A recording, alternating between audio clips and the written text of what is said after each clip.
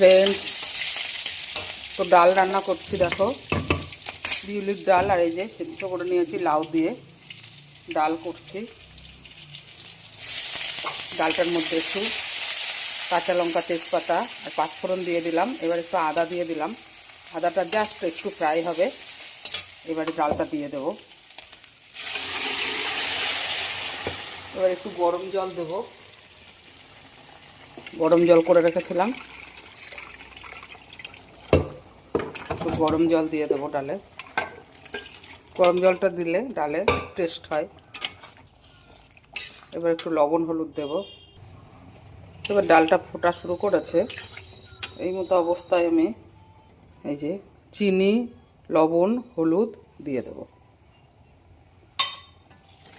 এই ডালে একটু চিনি লাগে, একটু মিষ্টি মিষ্টি হয়, যেহেতু এটা ছোলা আর বিউলির ডাল মিশিয়ে করছি। আর এবারে একটু কাঁচা আদা দিয়ে দেবো। একটু আদা ফ্রাই করে দিয়েছি, আর একটু আদা কাঁচা দেবো। আদা কাঁচা দিলে আর নামানোর আগে একটু মৌরি গুঁড়ো দেবো, তাহলে এই ডালটা টেস্ট হয় খেতে। আর একটু হিংও ফোড়ন দিয়েছি, একটু হিংও ফোড়ন দিয়েছি। হিংটা ফোড়ন দিলে ভালো লাগে এই ডালের, বিউলির ডালে একটু হিং ফোড়ন টেস্ট হয় খেতে।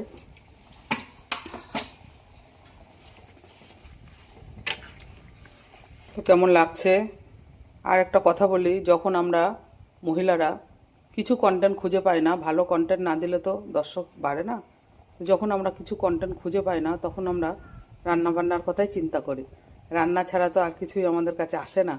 তো রান্না দেখালে আর রান্নার ভিডিও দেখলে কেউ ঠেলবে না। অবশ্যই রান্নার ভিডিও দেখলে সেখান থেকে কিছু শেখার চেষ্টা করবে। অবশ্যই ভিডিও ঠেললে এঙ্গেজমেন্ট একদম কমে যায়।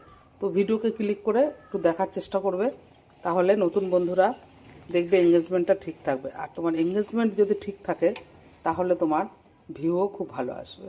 তো ধন্যবাদ। এই পর্যন্ত আজকে রাখি। তাহলে যে ডাল হয়ে গেছে, ফুটে গেছে, এবার নামিয়ে নেবো ডালটা। ওপর থেকে অল্প একটু মৌরি গুঁড়ো ছড়িয়ে নামিয়ে নেব। ধন্যবাদ ভিডিও দেখার জন্য। সবাই ভালো থাকবে। মন থেকে সবার জন্য অনেক ভালোবাসা রইল।